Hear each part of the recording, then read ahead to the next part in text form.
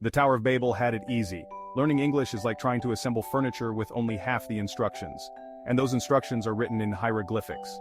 You think you're making progress. Then you realize you've put the bookshelf together upside down. It's a language full of contradictions, exceptions, and bizarre spellings. No wonder foreigners sometimes look bewildered.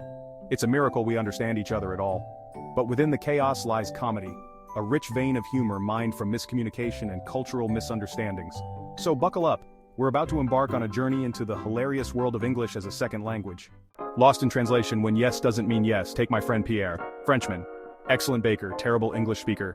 He once spent an agonizing hour trying to refuse a second helping of fruitcake.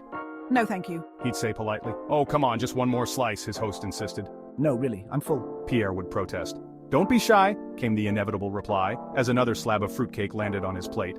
Pierre's problem? In many cultures, no is a mere formality, a polite starting point in a negotiation. But in the land of directness, no means no. A valuable lesson learned, albeit through a mouthful of unwanted fruitcake. These misunderstandings aren't limited to politeness either. They can strike in the most unexpected places. The great pronunciation pitfalls. English pronunciation, a minefield of silent letters, shifting stresses, and sounds that defy logic. One wrong vowel, and sheep becomes, well, you know. I love beach volleyball. He then proceeded to show me pictures of his trip to beach volleyball. We all had a good laugh, especially the German tourist, once we explained the difference. Then there was the time my Japanese colleague, Yoko, tried to compliment my new shoes. Those are very nice, very cheap. It took all my self-control not to burst out laughing, but beneath the humor lies a valuable truth. Culture clash where customs collide. Language isn't just about words, it's a reflection of culture, customs, and social norms. And sometimes those norms collide in spectacularly funny ways. When people from different backgrounds come together, the results can be both enlightening and entertaining. Take the concept of personal space. Americans notoriously like their bubble. Get too close, and they'll recoil like you're carrying the plague. This need for personal space is deeply ingrained in American culture, where maintaining a certain distance is seen as a sign of respect and politeness. Not so in other cultures. In many parts of the world, close proximity is a norm, a way of life. It's not uncommon to see people standing shoulder to shoulder, even in non-crowded settings. Permesso! I once witnessed a group of Italian tourists trying to buy souvenirs at a crowded market. Their method? Gentle shoves, accompanied by a chorus of permesso, excuse me. The American shoppers, needless to say, were not amused. The Italians, however, were completely unfazed, navigating the crowd with ease and confidence. But for the Italians, it was just another Tuesday. A crowded market, after all, demands assertive shopping tactics. In their culture, this approach is not only acceptable but expected. It's a practical way to get things done in a bustling environment. These cultural differences can lead to hilarious misunderstandings, but they also offer a glimpse into other ways of life. They remind us that what might seem strange or rude to one person can be perfectly normal to another. Embracing these differences can enrich our experiences and broaden our perspectives, making travel and cultural exchange all the more rewarding. Learning through laughter, mistakes as stepping stones. The thing about making mistakes in a new language, it's mortifying in the moment. But later, hilarious. I still cringe remembering the time I accidentally told my Spanish host family I was embarazada, pregnant, instead of avergonzada, embarrassed. But looking back, it's a funny story. An anecdote I've shared countless times, each retelling a reminder that mistakes are inevitable, and often pretty damn funny. Because here's the thing about language learning, it's not about perfection, it's about connection, about bridging the gap between cultures, one hilarious mishap at a time, and within those mishaps lies a powerful truth. The kindness of strangers, finding humor in unexpected places.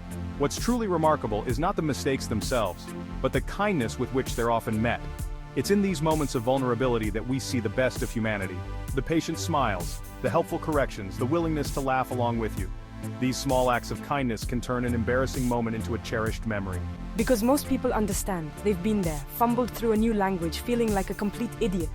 It's a universal experience that transcends borders and cultures, and in that shared experience, there's a bond. A recognition that we're all just trying to communicate. It's a reminder that we're all human and we all make mistakes.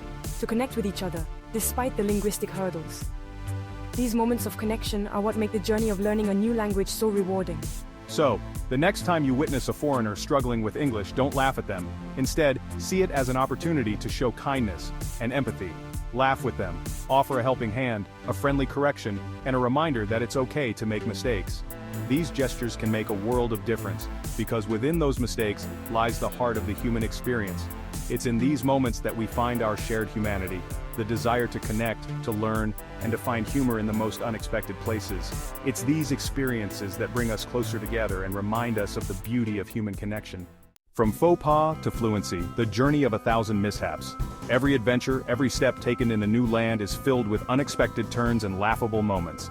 The journey from linguistic novice to fluent speaker is paved with hilarious mishaps. Each mispronounced word and each confused look is a stepping stone to mastery. It's a journey of awkward silences, mispronounced words, and cultural faux pas galore. These moments, though embarrassing, are the building blocks of fluency. But it's also a journey of growth, of self-discovery, and of expanding one's worldview. Each mistake is a lesson, each awkward moment a chance to learn. Because with every mistake we learn something new. We learn not just about the language, but about the culture and ourselves, about the language, about the culture, and about ourselves. We discover new facets of our personality, new strengths, and new ways to connect with others. So to all the brave souls out there battling the intricacies of English, I say this: keep at it. Your perseverance is your greatest asset. Embrace the mistakes, laugh at the absurdity, and never underestimate the power of a well-placed please and thank you. These small words can bridge gaps and create connections. Because in the end, it's not about speaking perfectly. It's about the confidence to speak, the courage to make mistakes, and the joy of connecting with others. It's about speaking confidently, connecting with others, and sharing a laugh along the way. These moments of connection are what truly matter. And that, my friends, is a language we can all understand. A language of laughter, connection, and shared experiences. So keep speaking, keep laughing, and keep connecting. Embrace the mishaps, the joy of linguistic misadventures. So, let us raise a glass, or perhaps a cup of tea if you're feeling British, to the hilarious side of language learning. To the mispronunciations, the misunderstandings, and the cultural clashes that make life so much more interesting. May our journeys be filled with laughter, learning, and the occasional slice of unwanted fruitcake. Because in the end, it's not about speaking perfectly. It's about embracing the mishaps and finding joy in the linguistic misadventures that come our way. After all, what's life without a little laughter?